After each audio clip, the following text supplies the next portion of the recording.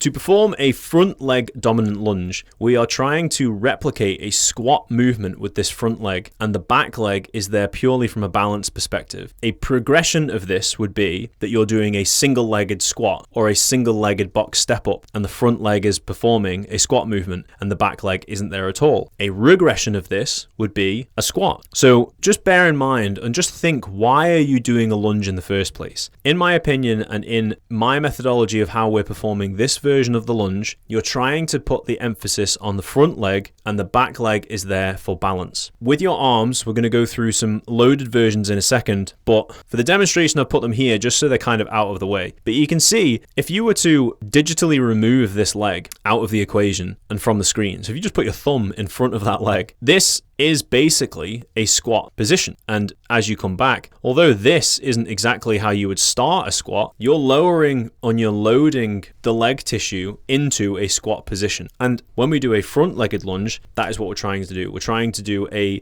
more difficult variation of a squat for one leg only. It does some other things as well. It trains the musculature around the pelvis a little bit differently, so it's really good from a stability component, but from a strength component and from a muscle building perspective, that's what we're predominantly trying to do with this version of a lunge. If you were to add load, you can have a dumbbell at the front here like you're doing a goblet squat. You can also have a dumbbell on either side of your leg in each hand. You can also do this with a barbell on your back. There's no correct or incorrect way of doing it as long as you're adding load and that load does not provide a change in the movement that you're performing. This is a different variation than a walking lunge, and this is a different variation than a split squat, and this is a different variation. So if you are unsure of the differences, I suggest you watch the other videos that are around the split squat variations and front and back legged lunges. But the basics are, we're trying to evenly distribute the load between this right-legged hip and this right-legged knee. So I am 50% hip, 50% knee, and you can see there the amount that this hip crease increases and decreases by, the amount that this knee crease increases and decreases by. They're quite similar and they increase and decrease at the same speed as one another as you descend down and as you stand back up. So we're evenly distributing the load knee to hip.